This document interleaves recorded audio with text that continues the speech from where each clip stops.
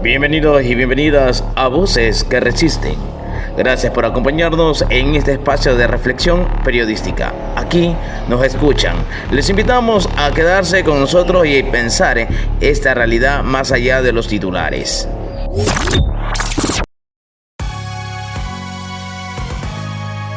Hoy hablaremos del narcotráfico en el Ecuador, pero no desde el morbo ni la urgencia de la noticia.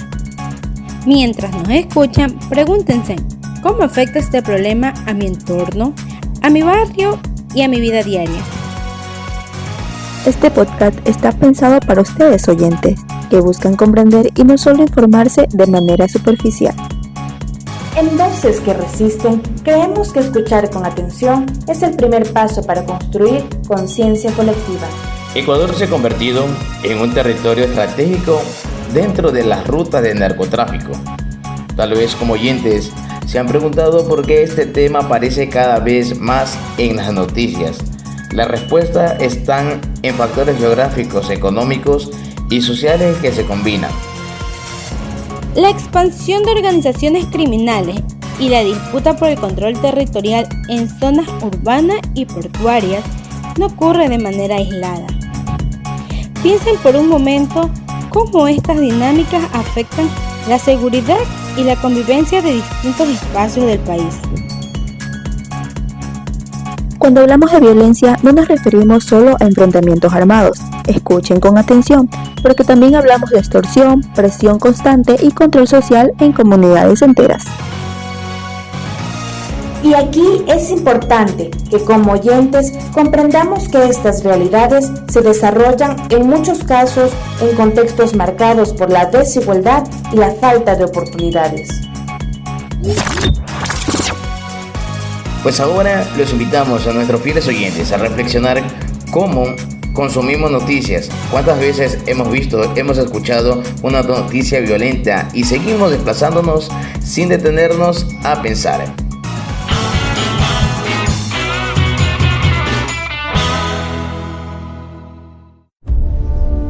Y en esta tarde tengo el orgullo y el privilegio de presentar a una reconocidísima periodista. Así que bienvenida, mi estimada Marisol Borja. Marisol Borja, ¿cómo ves actualmente la cobertura de estos temas en los medios? Creo que el periodismo en general está pasando por un momento bastante crítico. El contexto de violencia que le toca al país en general, por supuesto que le toca al periodismo. El año anterior cerramos con asesinato a 5 periodistas. Es el año más brutal para la seguridad de los periodistas. Ha habido exilios, ha habido censura, autocensura y dificultades económicas, precarización, que no está tampoco, no se puede dejar de analizar esas condiciones antes de pensar en la cobertura del narcotráfico, del crimen organizado. No está el país preparado en general, en su mayoría las redacciones no están del todo preparadas, algunas han tomado algunas medidas, pero no en general no están del todo preparadas para cubrir un escenario que para el país en general es nuevo. Si bien hay periodistas que están trabajando sobre esto, el tema de seguridad es un tema fundamental que el Estado ecuatoriano no está tomando en consideración y muchos periodistas que han tenido que salir de sus territorios, sobre todo los territorios que están más cooptados por el crimen organizado, para hacer desplazamientos internos dentro del propio país, algunos incluso salir del país porque sus vidas están en riesgo, y eso implica un silenciamiento en esas zonas o la necesidad de buscar mecanismos como entregar información a medios internacionales que puedan hacer la cobertura desde fuera, sin que eso signifique un blindaje por completo, pero por lo menos podría reducir ciertos riesgos de seguridad. Todo eso impacta en la calidad de la cobertura, en la calidad de la información, porque si no hay periodistas que tienen garantías mínimas para hacer esas coberturas, simplemente no lo van a hacer. Sí, excelente. Marisol Borja, ¿qué tal? Te saluda un estudiante de la línea de comunicación, Edwin Valareso. Genial, esto que nos pasa a diario a los periodistas, como usted lo sabe mencionar, no hay respaldo de las autoridades, no hay respaldo en sí. El peligro nos acecha como periodistas, nos acecha diario, ¿no? Entonces, mi siguiente pregunta es, ¿qué cambios ha tenido que enfrentar el periodismo con el aumento de la violencia y la presencia de grupos delictivos organizados? Lo que empezamos a ver fue el primer exilio a partir de que Carol Noroña salió del país exiliada por una información de una fuente que le entregó información bastante certera de que ella podría ser blanco de un atentado por parte de una rama del crimen organizado y ella tuvo que salir del país. Felizmente ella pudo salir del país, hubo ahí una respuesta rápida del medio de comunicación en que ambas trabajamos juntas en ese momento y ella pudo salir del país. Esa no es la situación de la mayoría de periodistas. El impacto de Carol por ser un periodista que ya tenía un posicionamiento a nivel nacional, las respuestas suelen ser más inmediatas cuando esto ocurre en las zonas periféricas en un país centralista, es decir, fuera de Quito o de Guayaquil. La respuesta suele ser más lenta. No hay, como decía, tampoco un interés estatal de garantizar el ejercicio de un buen periodismo y esto también se ve en la aparición de páginas o pasquines disfrazados de medios de comunicación, el dato, la data, urgencias EC, el portal EC, Politics EC, hay un montón de portales que basta con revisar qué es lo que publican y lo que publican es propaganda del gobierno y eso no es periodismo. Puedes hacer propaganda y es legítimo que hagas propaganda o relaciones públicas, pero eso no es periodismo. Sin embargo, las instituciones estatales les acreditan a estos trabajadores de estos portales como si fueran periodistas y deslegitiman el ejercicio del periodismo, porque en lugar de hacer lo que un periodista debería hacer, que es investigar, contextualizar, ser crítico con el poder, hacen un ejercicio de propaganda, ¿no? Que, como digo, es totalmente contrario al ejercicio periodístico. Además, las condiciones de precarización, la crisis del periodismo no es algo que está solo pasando en el Ecuador, es algo que ha pasado en el mundo, porque los mecanismos de financiamiento se han puesto en duda. La pauta es un mecanismo legítimo, pero no es el único mecanismo y también ha demostrado que lastimosamente cuando la línea editorial se vende por completo a la pauta, dejas de hacer periodismo para convertirte en un operador político, en un lobista político, y si es que los tentáculos del crimen organizado han llegado a entidades estatales como la justicia, digamos la fiscalía, la policía, el ejército, etcétera, no vamos a ser tan ingenuos para pensar que no va a alcanzar el periodismo. Por lo tanto, también tienes un desafío en ver cómo estos financiamientos ilícitos podrían llegar al periodismo para disfrazar un ejercicio que no necesariamente es periodístico y que puede amplificar voces, por ejemplo, del crimen organizado, en lugar de hacer el trabajo que se debería hacer. Ahora, si por el otro lado tampoco tienes las garantías porque estás precarizado, no tienes una relación de dependencia, no tienes seguridad social, no tienes un salario fijo, no tienes un respaldo institucional del medio en el que estás trabajando, difícilmente vas a querer tomar el riesgo de hacer una investigación más profunda porque tú misma estarías en peligro o porque el propio medio podría terminar decidiendo separarte si es que tocas intereses que podrían estar alineados a algún financista de este medio. Cuando los medios tienen diversidad de financistas, esto es más difícil porque, bueno, si se te va un financista, te quedan 20 más, o si tienes una gran chequera detrás, quizá puedas sostenerlo, pero cuando son medios que no tienen financiamiento, que tienen un financiamiento muy poco y que vienen, sobre todo esto se ve muchísimo en los gobiernos autónomos locales, muchos medios financiados por el propio municipio, que evita que se haga un escrutinio público del ejercicio del municipio de presuntos vínculos que lastimosamente hoy estamos viendo a todo nivel, a nivel de gobiernos nacionales y locales. Si a esto le sumamos además el cambio de las dinámicas, ya no el ejercicio del periodismo ya no es el mismo que se hacía hace 10, 15 años, ahora tienes competencias, por llamarlo de alguna manera, incluso en las redes sociales.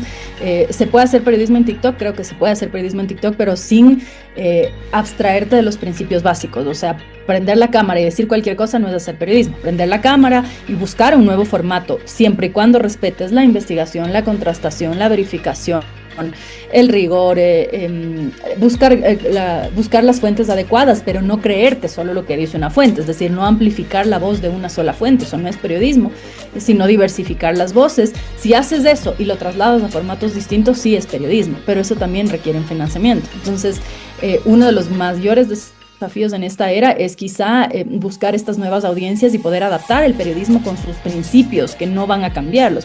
No puedes decir yo hago periodismo nuevo y no contrasto, entonces ya no haces periodismo. Yo hago un periodismo distinto pero ya no verifico, eso ya no es periodismo, ya es cualquier otra cosa. Enfrentamos entonces este desafío de adaptar el periodismo con sus pilares a las nuevas narrativas, captar nuevas audiencias, por supuesto el tema del financiamiento e indudablemente la seguridad y las garantías estatales. Muchas gracias, Marisol Borja, por regalarnos minutos de tu tiempo, por ayudarnos en este proyecto semestral. Muy agradecida. Siempre digo yo que hay un ángel que nos ayuda. En este caso, usted. Muchas gracias.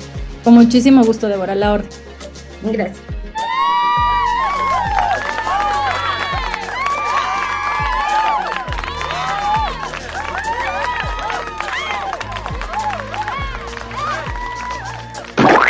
Aplastando botones.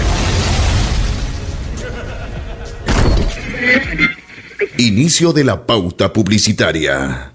Para los grandes, para los chicos, para los bajitos y los altos, los pacifistas, los valientes, para los optimistas y los pesimistas, los que valoran lo de adentro, para los que están lejos, los que no ven de lejos y los que no ven de cerca, para los introvertidos y los extrovertidos, para los que piensan y los que hacen, para los que nos mostraron el camino.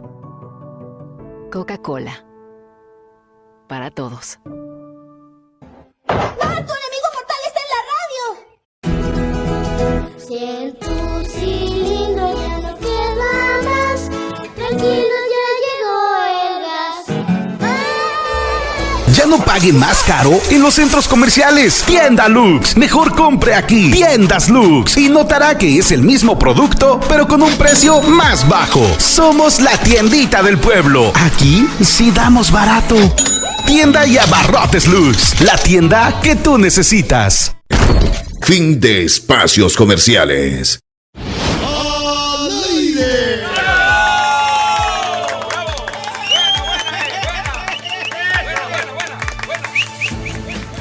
Los medios suelen priorizar imágenes impactantes y titulares alarmistas.